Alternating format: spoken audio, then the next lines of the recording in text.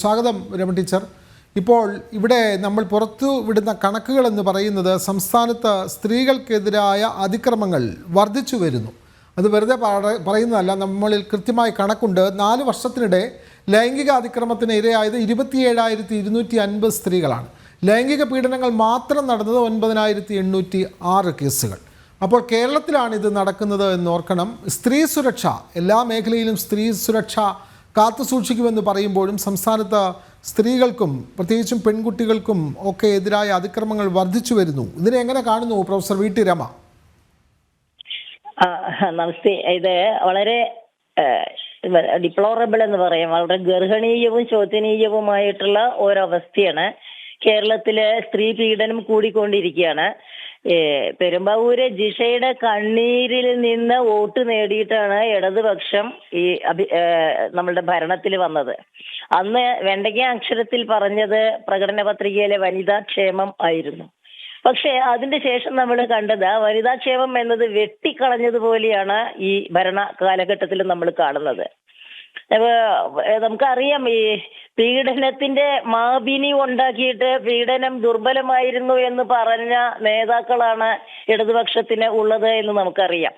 അപ്പോൾ ലൈംഗിക പീഡനത്തെ, സ്ത്രീ പീഡനത്തെ വളരെ ഒരു തീരെ ലാഘവത്തോടെ കാണുന്ന ഒരു സാഹചര്യം നമ്മൾ കേരളത്തിൽ കാണുന്നുണ്ട്.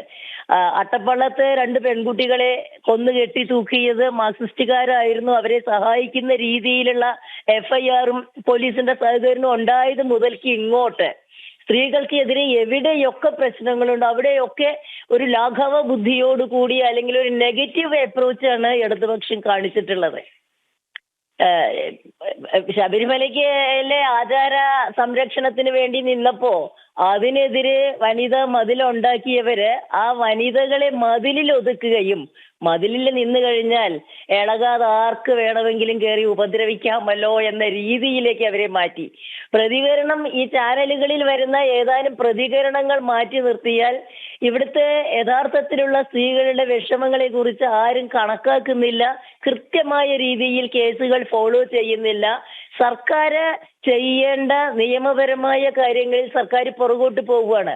പ്രോസിക്യൂഷൻ ഒരിക്കലും സ്ത്രീ പീഡകർക്കെതിരായി കൃത്യമായ രീതിയിൽ പ്രതികരിക്കുന്നില്ല എന്നുള്ളതാണ് നിയമപരമായിട്ടുള്ള ദൗർഭാഗ്യം. എപ്പോ നോക്കിയാലും കൃത്യമായ കേസുകളില് വേണ്ട രീതിയിലുള്ള ശിക്ഷ കൊടുക്കുന്ന രീതിയിലുള്ള ഒരു പ്രസന്റേഷൻ പോലും കോടതികളിൽ നടക്കുന്നില്ല. കാരണം തെളിവില്ല എന്നാണ് ജഡ്ജി പറയണത്. തെളിവ് കൊടുക്കേണ്ടത് ആരാണ്? ആർഗ്യൂ ചെയ്യേണ്ടത് ആരാണ്? ഈ നമ്മളുടെ ഗവൺമെന്റിന്റെ പ്രോസിക്യൂഷൻ അത് ചെയ്യുന്നില്ല. രണ്ടാമത്തെ കാര്യം, ഏറ്റവും കൂടുതൽ ലഹരിയുടെ ഒരു ഹബ്ബായിട്ട് കേരളം മാറി. ആ ലഹരി ഇവിടെ വിതരണം ചെയ്യപ്പെടുന്ന, നമുക്കറിയാം, സ്കൂൾ കുട്ടികളുടെ പോലും മുന്നില്, അതായത് സ്കൂളിന്റെ മുന്നിലുള്ള പെട്ടിപ്പീടികയിൽ വരെ ലഹരി പദാർത്ഥങ്ങൾ വളരെ ലാവിഷായിട്ട് കിട്ടുകയാണ്. കുട്ടികളുടെ ബാഗുകളിൽ നമ്മൾ കാണുന്നുണ്ട്. അപ്പൊ 8ഉം പൊട്ടും തിരിയാത്ത കുട്ടികളെ ലഹരിക്ക് അടിമകളാക്കിയിട്ട് സ്കൂളിലെ പെൺകുട്ടികളെ വരെ പീഡിപ്പിക്കുന്നത്, പോക്സോ കേസുകൾ നമ്മൾ കാണുന്നുണ്ട്. ഇതൊക്കെ നടക്കുമ്പോഴും അതിന്റെ പുറകെ പോലും ജാതി മതവും നോക്കുന്ന ഒരു സ്വഭാവം ഇവിടുത്തെ ഗവൺമെന്റും ഇവിടുത്തെ മാധ്യമങ്ങളും കാണിക്കുന്നുണ്ട് എന്നതാണ് വളരെ ദുഃഖകരമായ ഒരു വസ്തുത. ലഹരിയാണ് ഏറ്റവും കൂടുതൽ സ്ത്രീ പീഡനത്തിന്റെ പിറകിലുള്ള ഒരു കാര്യം. ആ ലഹരി വ്യാപാരം ഇവിടെ ഇല്ലാതെയാക്കാൻ വേണ്ടിയിട്ടുള്ള കൃത്യമായ രീതിയിലുള്ള നടപടികൾ ഗവൺമെന്റ് എടുക്കുന്നില്ല. നമ്മുടെ പറച്ചിലൊക്കെ ഉണ്ടെങ്കിൽ പോലും ലഹരി കൂടുതൽ ഇവിടെ വിറ്റുകൊണ്ടിരിക്കുകയാണ്.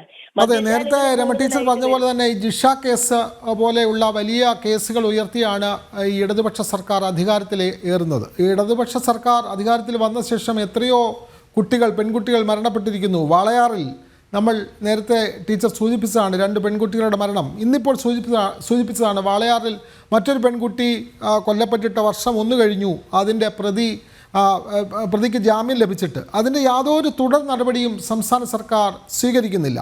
തലസ്ഥാനത്ത് തന്നെ എത്രയോ സംഭവങ്ങൾ അടുത്ത കാലത്ത് റിപ്പോർട്ട് ചെയ്തിരിക്കുന്നു. പരീക്ഷ എഴുതാൻ വന്ന പെൺകുട്ടിയെ, IAS പരിശീലനത്തിന് വന്ന പെൺകുട്ടിയെ ലൈംഗിക പീഡനത്തിന് ഇരയാക്കുന്നതടക്കമുള്ള നിരവധി പരാതികൾ ചലച്ചിത്ര മേഖലയിൽ നമ്മൾ കണ്ടതാണ്. ഇപ്പോൾ പുറത്തു വന്ന ഹേമ കമ്മീഷൻ റിപ്പോർട്ട്, അതിന്മേൽ സർക്കാർ സ്വീകരിച്ച, അതിന്മേൽ അടയിരുന്ന നടപടികൾ, ഇതൊക്കെ നമ്മൾ കണ്ടതാണ്.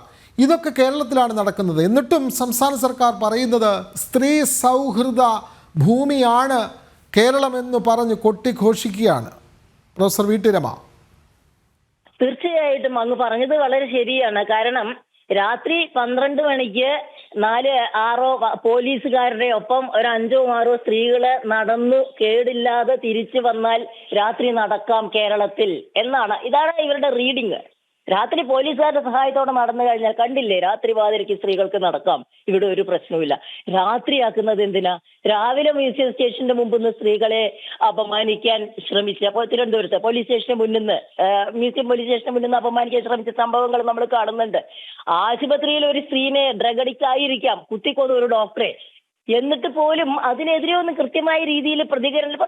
സ്ത്രീ എന്ന് പറയുമ്പോൾ വെറും ഒരു ഉപഭോഗ വസ്തുവായിട്ട് കാണുന്ന രീതിയിലേക്ക് കേരളത്തിലെ ബൗദ്ധിക കേരളം ഒരുപാട് മാറിയിട്ടുണ്ട്. അതിന്റെ ഒരു പ്രധാന കാരണം നമ്മളുടെ വാല്യൂ സിസ്റ്റം, മൂല്യങ്ങൾ എന്ന് പറയുന്നതിനെ കേരളമാണ് കാറ്റിൽ പറത്തിയത്. ഏറ്റവും കൂടുതൽ ഭാരതത്തിന്റെ സംസ്കാരം, ഭാരതത്തിന്റെ മൂല്യബോധം, ഭാരതത്തിന്റെ കുടുംബ ബന്ധങ്ങളെ മുഴുവൻ ഇല്ലാതാക്കിയതിൽ ഏറ്റവും പ്രധാനമായിട്ട് നമ്മൾ കുറ്റം പറയേണ്ടത് ഇവിടുത്തെ ഇടതുപക്ഷത്തിനെയാണ്. പുരോഗമനം എന്ന് പറഞ്ഞാൽ ഇവിടെ നമുക്ക് ഈക്വാളിറ്റി വേണം, അതൊക്കെ വേണം. പക്ഷേ അതൊക്കെ പറയുമ്പോഴും അത് ഈ എട്ടും പൊട്ടും തിരിയാത്ത പെൺകുട്ടികളെ ചൂഷണം ചെയ്യുന്ന ഒരു രീതിയിലേക്ക്, ഇനിയിപ്പം ലവ് ജിഹാദ് പ്രശ്നങ്ങൾ, അത് ഒരു തരം പീഡനത്തിലേക്ക് തന്നെയാണ് എത്തുന്നത്, അവരറിയുന്നില്ല. അതുപോലെ എല്ലാ രീതിയിലും സ്ത്രീകളെ ചൂഷണം ചെയ്യാണ്. ലഹരി, സ്ത്രീ, ഇത് രണ്ടും വല്ലാതെ കൂടുതൽ ഉപയോഗിക്കപ്പെടുകയാണ് കേരളത്തില്. അതെ, കേരളത്തിൽ ഇത്തരം കേസുകൾ ഏറി വരുന്നു. ലഹരി ഉപയോഗം, അതേപോലെ തന്നെ സ്ത്രീകൾക്കെതിരായ അതിക്രമങ്ങളൊക്കെ വർദ്ധിച്ചു വരികയാണ്.